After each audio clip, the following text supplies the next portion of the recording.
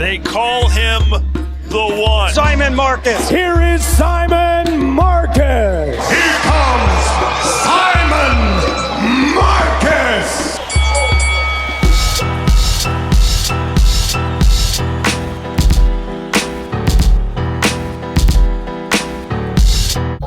Greatness. Greatness isn't owned.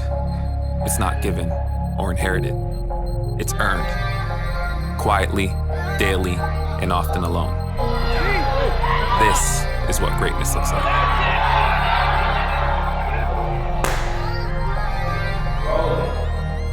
Who is Simon Marcus? Wow. Who am I? I'm a person, a father, a phenomenal human being. He's special. My hat's off to him. Yeah, he's special. A person who likes to laugh, have fun, about family. I don't know. That was a tough question. My name is Calvin Marcus. I'm an immigrant from Jamaica. Came to this country 1979. I'm from the parish of Hanover, a little district in the country. I work in a factory, man. Got my foot wet in the factory to put food on the table for my children. My name is Rachel Marcus. I am the sister of Muay Thai legend Simon Marcus. He used to bounce off the walls and just couldn't be contained in any form or shape from birth, literally. Lots of energy. Smart. Extremely strong. My brother was probably about a year old and could do pull-ups, just like it wasn't a big deal, and would flex and had full baby heads at about 12 to 15 months. I knew from then something, he was very athletically inclined. And then as he was growing up, I started to notice his athleticism continued on. It didn't really matter what sport or what he was doing. We definitely knew he was meant to do something that involved athletics. I remember taking him to Florida, and he was maybe about 7 years old.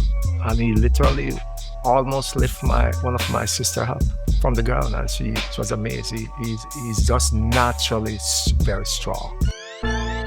For almost a decade, Simon Marcus ruled Muay Thai.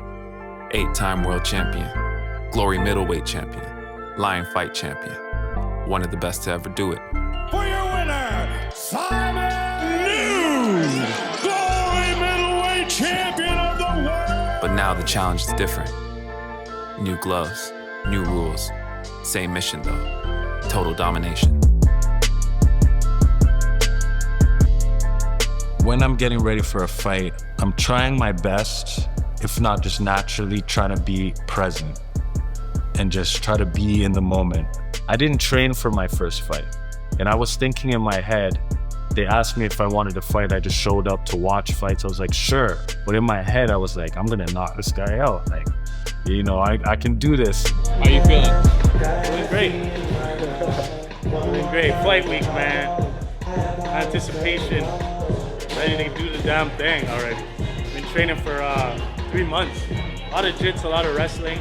I focused on mostly. And then the last 3 weeks, I've been focusing more on sparring, staying sharp. And yeah, ready to play, ready to bring it home.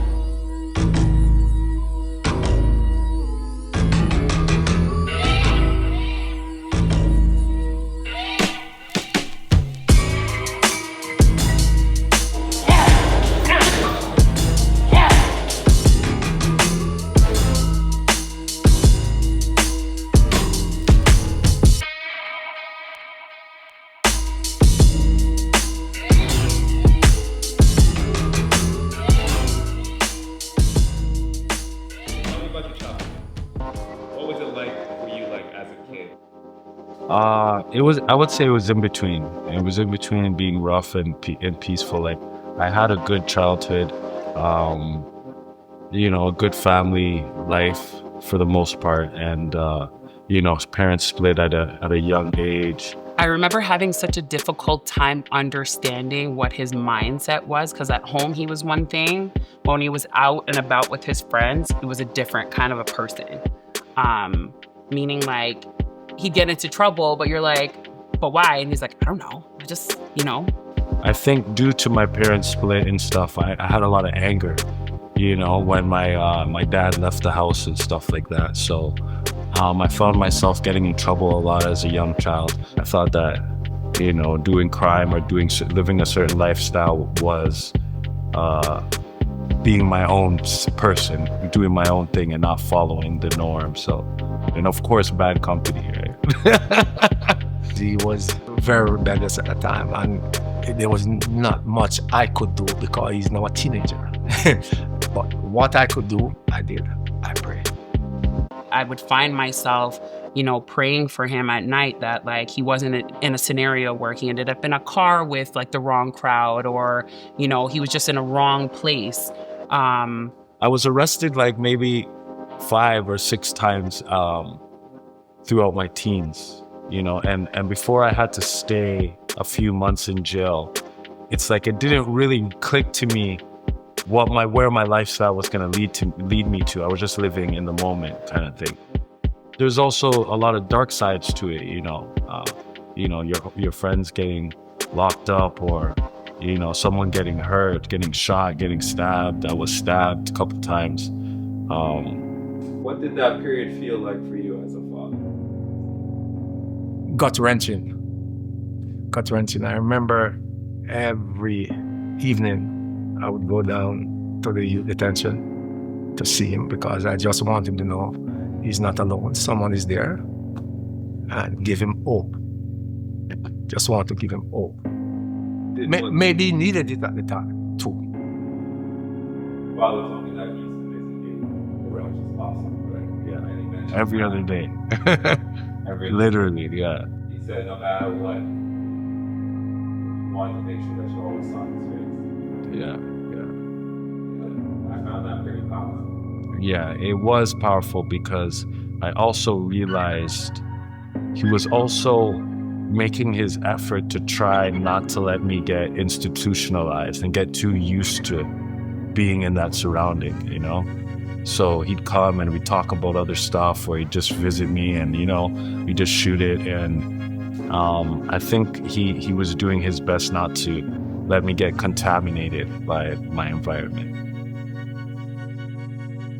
I think when he found Muay Thai, you saw a shift in his focus.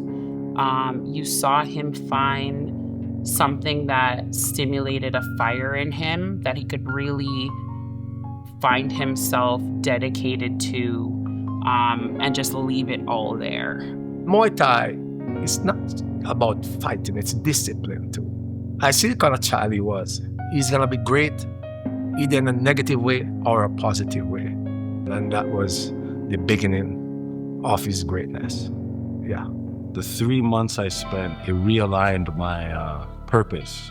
It gave me time to see what was going on, When I had to slow down and stop, and here you are now in a cell, you don't have nowhere to go, nothing to do, you have to reflect. And me personally, I really never planned to or wanted to end up going to jail, even though I was getting arrested over and over again. That really wasn't, what I wanted for myself. So as soon as I got out of juvie, I went back to the gym and started taking Muay Thai a little more seriously. The training, the martial arts, the Muay Thai was something that I could express myself with. And I didn't know that I was going to make it a career path for sure at the time, but I knew I was better doing it than not doing it. I was a better person. I was a better version of myself, and it was teaching me.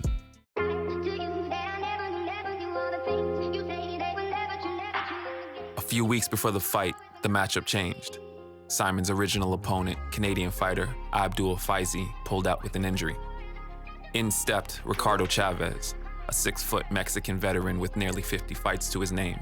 27 wins, 23 losses. 2 weeks' notice didn't throw Simon off, though. It dialed him in. He's not here to test himself. He's here to remind everyone who he is. Everywhere we go, get and explain. By yours and not living there, that insane. So anything I go fall, I must rain. Lifestyle still I maintain. I up from here, I got just up from here. Hello, Combat Sports fans. We want to welcome you live here in the Big Smoke, Toronto, Ontario, Canada. Unified MMA presents a thrilling night of combat sports action live on UFC Fight Pass. And you want to talk about champions, championship fighters.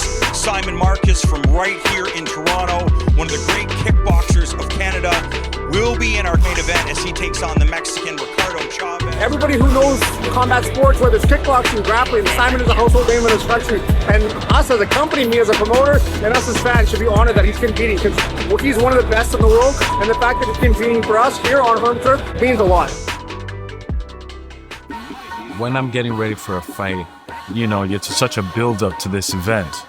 You know, the months of training, the press, the weigh-ins, all this stuff, and you, in your subconscious, you know this moment is coming that you've been preparing for, and it's an important moment for everybody who gets in there, but it's an important moment for me making the transition to MMA. So I just try to stay in the moment and not think too much, you know, not overwhelm myself with all the stimuli that's coming at you before an event like this. So by staying in the moment, that allows me to focus on the task at hand and put on my best performance. He's a veteran. He's a smart veteran. He's worked on everything that he had to be on. I saw his last fight, and you know, he made some corrections from his last fight. So I think he's going to be brilliant. I see a knockout. He's been training very consistently, especially focusing on his grappling skills. Friday night, he's going to finish him with the punches.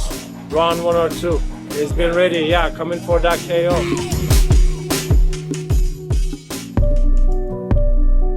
You guys excited for tonight? You guys nervous? Yeah, I'm excited. I'm not nervous. You're gonna win. You're gonna win?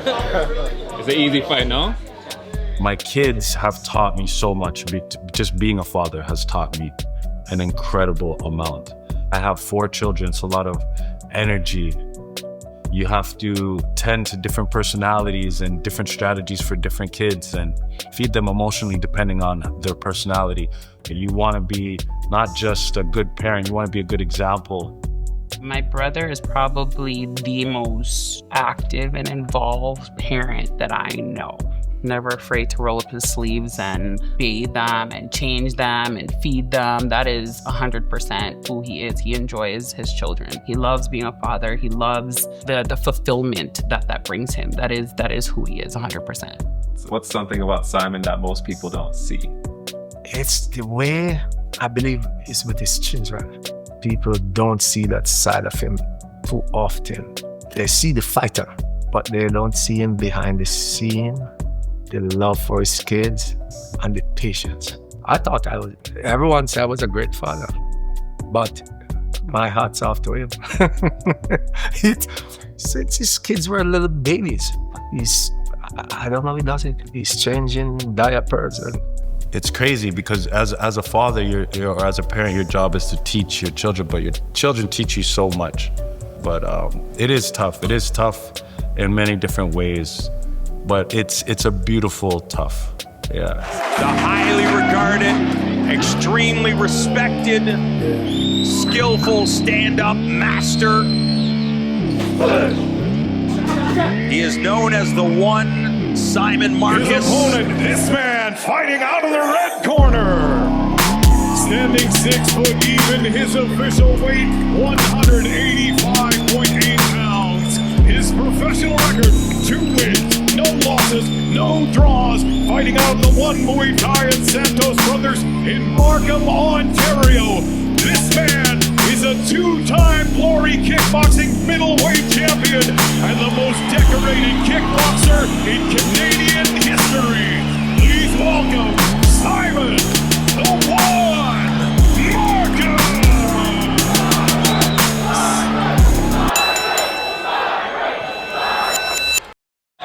To the midsection. Fast hands. Yeah. Using his athleticism. Look at that. For the rear choke here. Chavez looked like he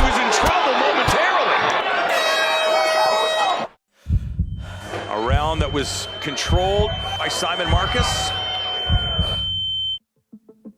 When he got me down, Nice thunderous knee, but Chavez tying up Marcus. I felt it and I could feel it in the whole room. Everyone was looking like, oh no, what's gonna happen now? So now we're gonna get to see what Marcus does. And I'm lying there thinking like, damn, I didn't invite all these people to come watch me lie down in the ring, bro. But the moment I got him off of me, I also felt the whole room as well as myself like, yeah, all right, now it's our turn. Frame and then the knee or the elbow. And my opponent, myself, and everybody, you could feel it, like the momentum swing at that point. Todd Anderson taking those. Marcus trying to line him up. Oh, that's it! Todd Anderson steps in, and Simon Marcus gets the TKO victory in round 2. So as soon as, you know, the ref called the fight and I realized I won, it was like, yeah, we got the win, okay. Fight fans, our co-main event comes to a stop. 4 minutes, 35 seconds of the second round for your winner by ref stoppage due to verbal submission. In the red corner, Simon the Lion Marcus. In particular, for me, for MMA, I put so much time into my training camps. And you're doing all that not just because you love training, but you want to win your fight, right? He is the one, Simon Marcus. It's just part of the journey. This is just my third MMA fight. I've been working hard with my coaches. It's been difficult to find you opponents, but if we're up to you, when would you like to get in here next? Doesn't matter at this point. You know, I'm training, I'm preparing for whoever's on deck. Hats off to my opponent. Absolutely, a great performance from you. You're known as a kickboxer, but you are now a bona fide mixed martial artist, Simon Marcus. He is the one, everybody give it up for him at Unified 63.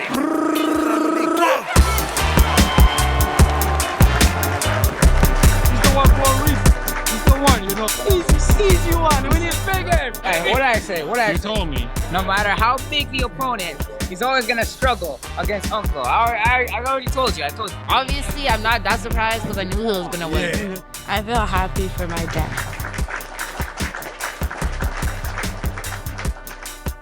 When my children look at me, I want them to see a champion. Not just like a kickboxing champion, you know? I want them to understand what being a champion is.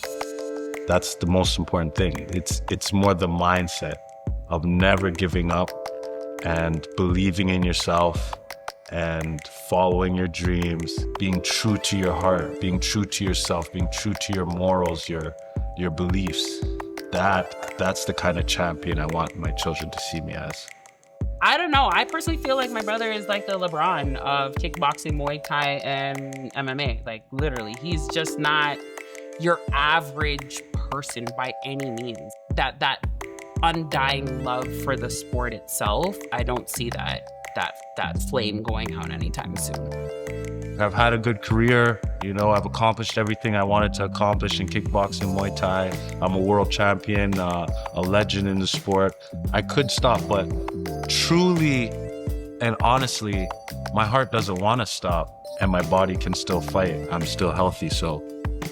He just love it. That's his life. He just love it. He's accomplished so much. He could have just said, it's enough now. Let me just, you love the sport. I asked myself, what do I really want? What do I really want to do? And why am I really still doing this? You know, the generic answer is I want to be the world champion. I want to be the best. I want to get paid the most money and blah, blah, blah. But really and truly, I'm going on the journey because it's something I know I can do. And I'm happy to still be able to do it. I want to once again be the best in the world at what I do. Yeah, I'm trying to be the greatest. So I'm aiming to become the best in MMA for as long as I have left to do it and as much time as I have to work with it. And from there, sky's the limit. Who knows? Greatness. That was a good interview, man. Yes, sir. Yes, The world is yours for the taking. Your greatness in the making. No matter the challenges we're facing, we are go there and do great things. No make nothing hold you back. We all have doubts sometimes. Just hold on and don't give up. No time, cause I believe in you. Hope you believe in you too.